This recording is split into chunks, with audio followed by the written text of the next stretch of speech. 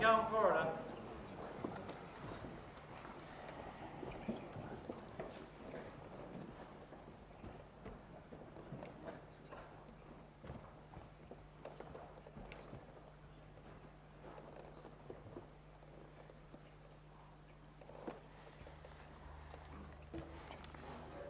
Iarmidar de hÉireann dan all neife clúfóin, can sin stúri in org nífirhe, agus neart de grásta a bhranna oring, for iad a hart an críocha.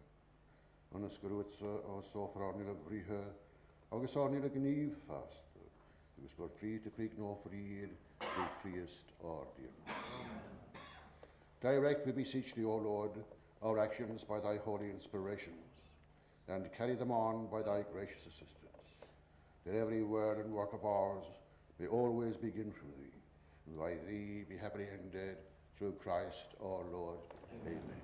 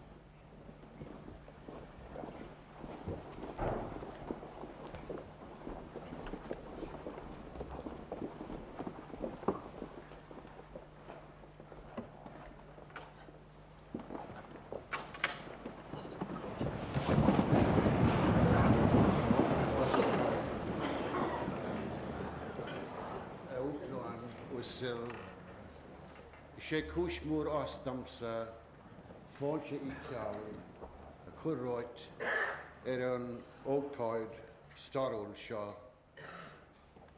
Agus is mór an onóir doing go léir Uachtarán a hÉireann a bhein ár masc agus tá súlagan Uachtarán go mhainnig tú íomhnas agus as the gúr doing in you. Uachtarán, I am indeed greatly honoured once again on behalf of the members of Dáil Éireann and Seanad Éireann to have the great privilege of welcoming you on the occasion of your second address to the joined houses of Dáil and the Seanad.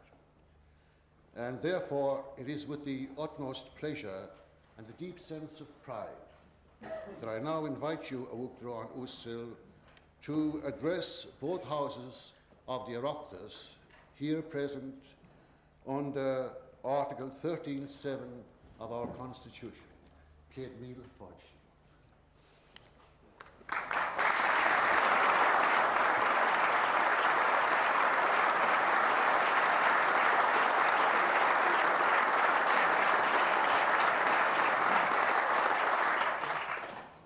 Sean Corla, a Chiirlach an Seanad, a Choltí na Dála agus an Seanad.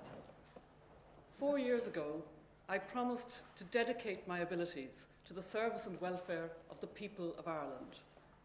Even then, I was acutely aware of how broad that term, the people of Ireland, is, and how it resisted any fixed or narrow definition. One of my purposes here today is to suggest that far from seeking to categorise or define it, we widen it still further to make it as broad and as inclusive as possible. At my inauguration, I spoke of the 70 million people worldwide who can claim Irish descent. I also committed my presidency to cherishing them, even though at the time I was thinking of doing so in a purely symbolic way.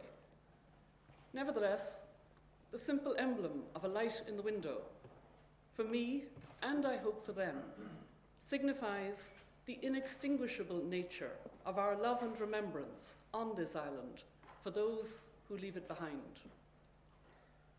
But in the intervening 4 years, something has occurred in my life which I share with many deputies and senators here and with most Irish families.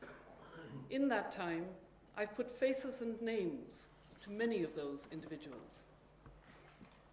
In places as far apart as Calcutta and Toronto, on a number of visits to Britain and the United States, in cities in Tanzania and Hungary and Australia, I've met young people from throughout the island of Ireland who felt they had no choice but to emigrate.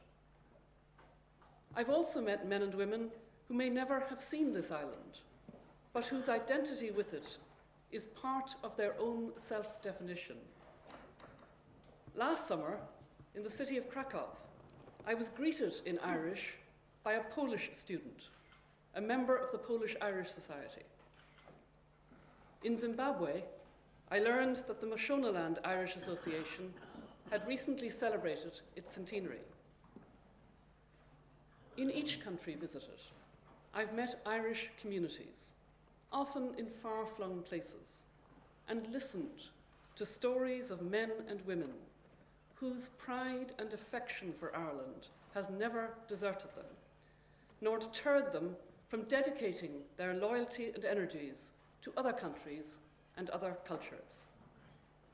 None are a greater source of pride than the missionaries and aid workers who bring such dedication, humour, and practical common sense to often very demanding work.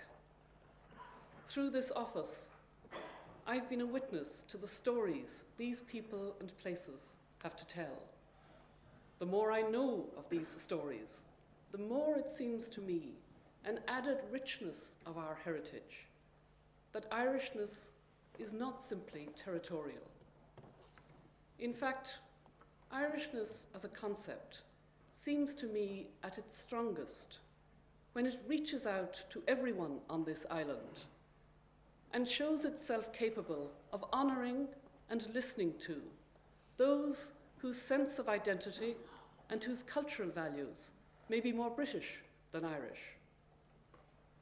It can be strengthened again if we turn with open minds and hearts to the array of people outside Ireland, for whom this island is a place of origin.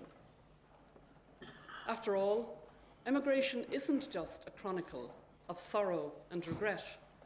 It's also a powerful story of contribution and adaptation.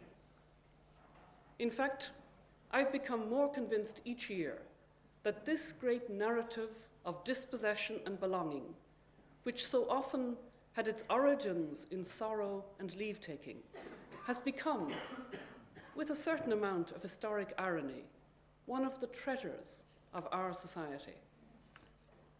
If that's so, then our relation with the diaspora beyond our shores is one which can instruct our society in the values of diversity, tolerance, and fair-mindedness.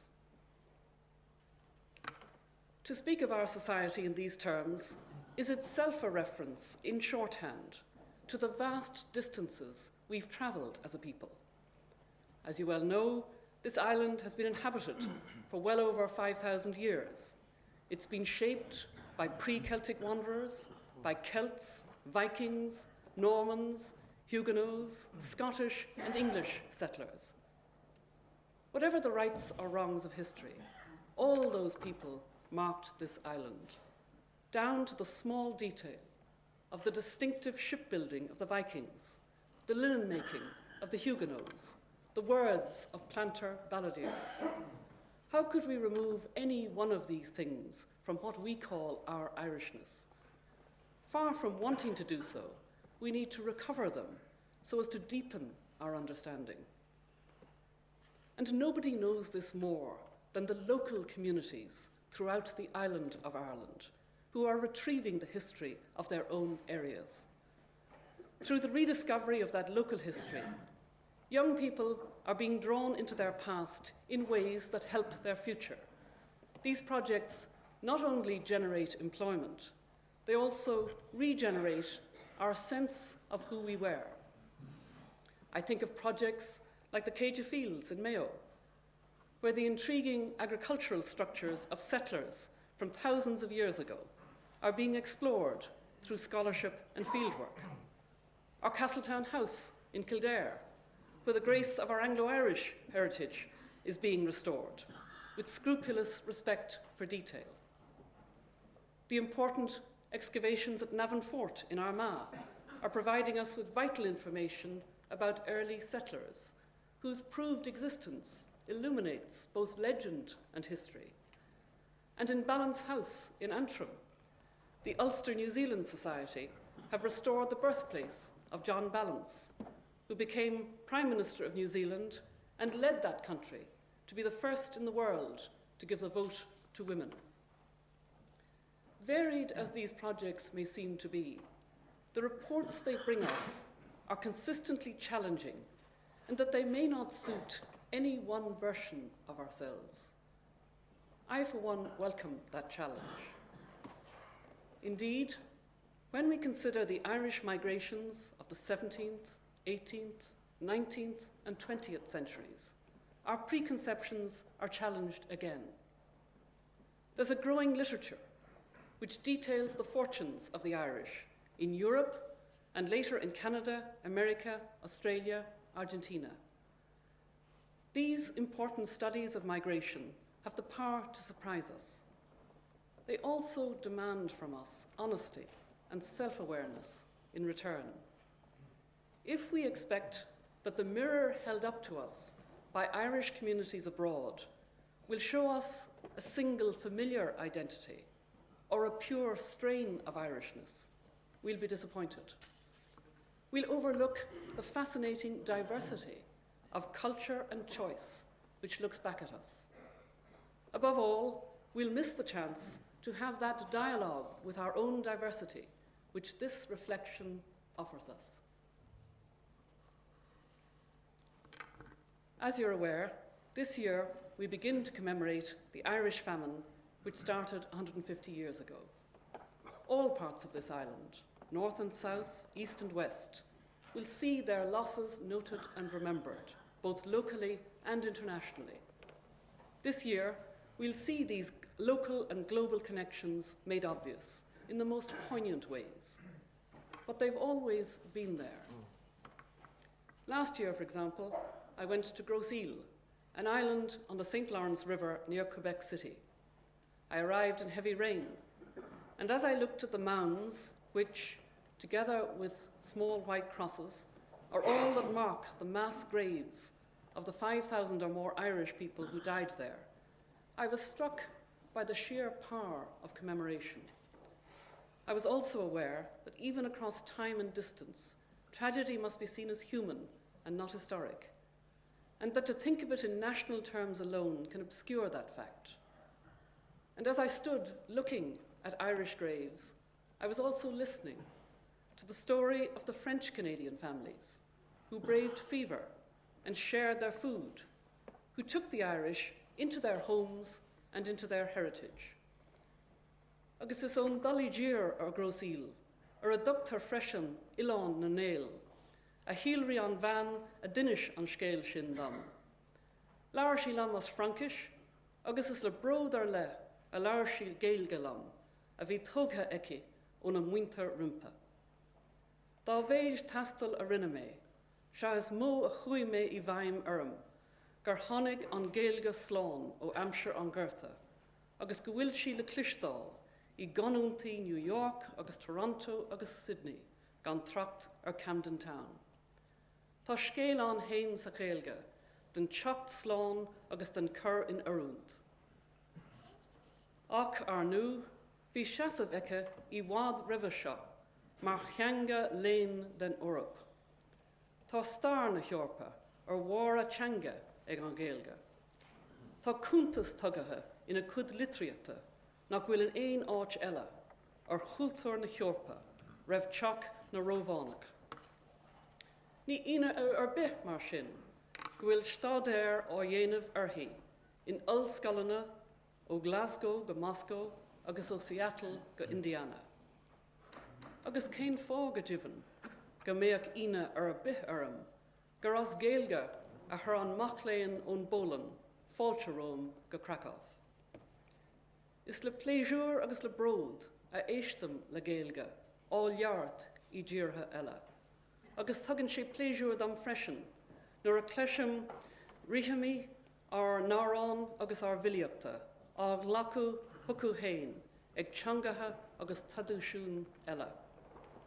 Cruthaíonn sé seo, rud eile atá ar ólas chena ag na mílte éireannach thar lear, gur féidir grá agus ómós do éireann, agus an ghéalga, agus do chúltar na hÉireann, a chur aniuil ina lán bailí agus na lán teangatha.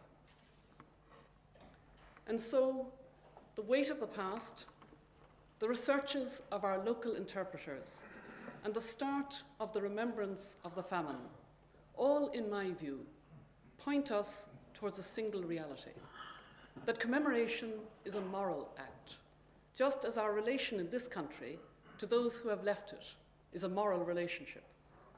We have too much at stake in both, not to be rigorous. We can't have it both ways.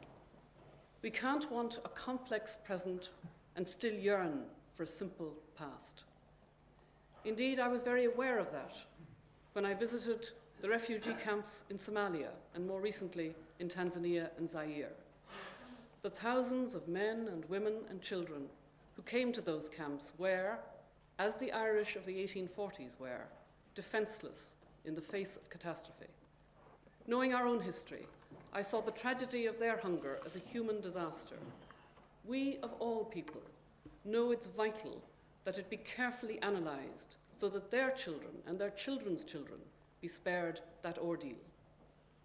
We realise that while a great part of our immediate concern for their situation must be at practical levels of help, another part of it must consist of a humanitarian perspective, which springs directly from our own self-knowledge as a people. Famine is not only humanly destructive, it's culturally disfiguring. The Irish who died at Gross Eel were men and women and indeed children with plans and dreams of future achievements. It takes from their humanity and individuality to consider them merely as victims. Therefore, it seemed to me vital, even as I watched the current tragedy in Africa, that we should uphold the dignity of the men and women who suffer there by insisting there are no inevitable victims. It's important that in our own commemoration of famine, such reflections have a place. As Tom Murphy has eloquently said in an introduction to his play, Famine, a hungry and demoralised people becomes silent. We can't undo the silence of our own past, but we can lend our voice to those who now suffer. To do so, we must look at our history in the light of this commemoration with a clear insight, which exchanges the view that we were inevitable victims in it for an active involvement in the present application of its meaning. We can examine in detail humanitarian relief then and relate it to humanitarian relief now and assess the inadequacies of both. And this isn't just a task for historians. I've met children in schools and men and women all over Ireland who make an effortless and sympathetic connection between our past suffering and the present tragedies of hunger in the world. One of the common bonds between us and our diaspora can be to share this imaginative way of reinterpreting the past. I'm certain that they, too, will feel that the best possible commemoration of the men and women who died in that famine, who were cast up on other shores because of it, is to take their dispossession into the present with us to help others who now suffer in a similar way. Therefore, we should welcome all initiatives being taken during this period of commemoration, many of which can be linked with those abroad, to contribute to the study and understanding of economic vulnerability. I include in that all the illustrations of the past which help us to understand the present. In the Famine Museum in Strokestown, there's a vivid and careful retelling of what happened during the famine. When we stand in front of those images, I believe we have a responsibility to understand them in human terms now, not just in Irish terms then. They should inspire us to be a strong voice in the analysis of the cause and the cure of conditions that predispose to world hunger, whether that involves us in the current debate about access to adequate water supplies or the protection of economic migrants. We need to remember that our own diaspora was once vulnerable on both those counts.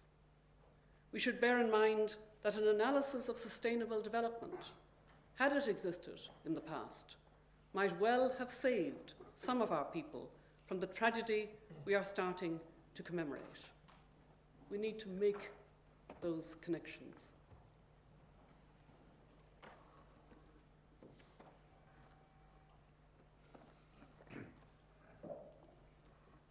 I chose the title of this speech, Cherishing the Irish Diaspora with Care. Diaspora, in its meaning of dispersal or scattering, includes the many ways, not always chosen, that people have left this island. To cherish is to value and to nurture and to support. If we're honest, we'll acknowledge that those who leave don't always feel cherished. As Evan Boland reminds us in her poem, The Emigrant Irish, like oil lamps, we put them out the back of our houses, of our minds. And to cherish also means that we're ready to accept new dimensions of the diaspora. Many of us over the years, and I as president, have direct experience of the warmth and richness of the Irish-American contribution and tradition, and its context in the hospitality of that country. I'm also aware of the creative energies of those born on this island who are now making their lives in the United States and in so many other countries. We need to accept that in their new perspectives, there may well be a critique of our old ones.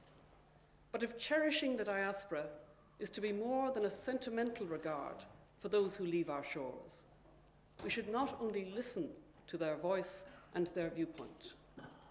We've a responsibility to respond warmly to their expressed desire for appropriate fora for dialogue and interaction with us, by examining in an open and generous way the possible linkages. We should accept that such a challenge is an education in diversity which can only benefit our own society. Indeed, there are a variety of opportunities for cooperation on this island, which will allow us new ways to cherish the diaspora. Many of those opportunities can be fruitfully explored by this Oireachtas. Many will be taken further by local communities. Some are already in operation. Let me mention just one example here. One of the most understandable and poignant concerns of any diaspora is to break the silence, to find out the names and places of origin. If we're to cherish them, we have to assist in that utterly understandable human longing. The Irish Genealogical Project, which is supported by both governments, is transferring handwritten records from local registers of births, deaths and marriages onto computer. It uses modern technology to allow men and women whose origins are written down in records from Kerry to Antrim to gain access to them. In the process, it provides employment and training for young people in both technology and history. And the recent establishment of a council of genealogical organisations, again involving both parts of this island, shows the potential for voluntary cooperation. But I want to turn now to those records which are still only being written. No family on this island can be untouched by the fact that so many of our young people leave it. The reality is that we have lost and continue every day to lose their presence and their brightness. These young people leave Ireland to make new lives in demanding urban environments. As well as having to search for jobs, they may well find themselves lonely, homesick, unable to speak the language of those around them, and if things don't work out, may be unwilling to accept the loss of face of returning home. It hardly matters at that point whether they're graduate or unskilled. What matters is that they should have access to the support and advice they need. It seems to me, therefore, that one of the best ways to cherish the diaspora is to begin at home. We need to integrate into our educational and social and counselling services an array of skills of adaptation and a depth of support which will prepare them for this first grueling challenge of adulthood. And the urgency of this preparation allows me an opportunity to pay tribute to the voluntary agencies who respond with such practical compassion and imagination to the Irish recently arrived in other countries. I've welcomed many of their representatives to Uachtarán, and I've also seen their work myself in cities such as New York and Melbourne and Manchester, where their response on a day-to-day basis may be vital to someone who has newly arrived. It's hard to overestimate the difference which personal warmth and wise advice, as well as practical support, can make in these situations. And I pay a particular tribute to those agencies in Britain, both British and Irish, whose generous support and services across a whole range of needs have been recognised by successive Irish governments through the Dion project. These services extend across employment, housing and welfare, and make a practical link between Irish people and the future they're constructing in a new environment. Compassionate assistance is given not simply to the young and newly arrived, but to the elderly, the sick, including those isolated by HIV or AIDS, and those suffering hardship through alcohol or drug dependency or who are in prison. Although I like to think of myself as trying to keep up with this subject, I must say I was struck by the sheer scale of the effort, which has been detailed in recent reports published under the auspices of the Federation of Irish Societies. These show a level of concern and understanding which finds practical expression every day through these agencies and gives true depth to the meaning of the word cherish. When I was a student, away from home, and homesick for my family and my friends and my country, I walked out one evening and happened to go into a Boston newsagent's shop. There, just at the back of the newsstand, almost to my disbelief, was the Western people.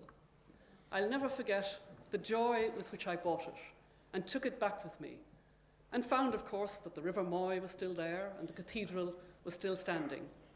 I remember the hunger with which I read the news from home. I know that story has 1,000 versions, but I also know it has a single meaning. Part of cherishing must be communication. The journey which an Irish newspaper once made to any point outside Ireland was circumscribed by the limits of human travel. In fact, it replicated the slow human journey through ports and on ships and airplanes. Now that journey can be transformed through modern online communications into one of almost instantaneous arrival.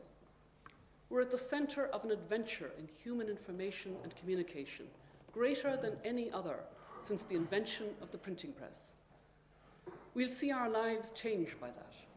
We still have time to influence the process, and I'm glad to see that we in Ireland are doing this. In some cases, this may merely involve drawing attention to what already exists. As you know, the entire Radio 1 service of RTE is now transmitted live over most of Europe on the Astra satellite. In North America, we have a presence to the Galaxy satellite. There are several internet providers in Ireland, and bulletin boards with community databases throughout the island. The magic of email surmounts time and distance and cost. And the splendid and relatively recent technology of the World Wide Web means that local energies and powerful opportunities of access are being made available on the information highway.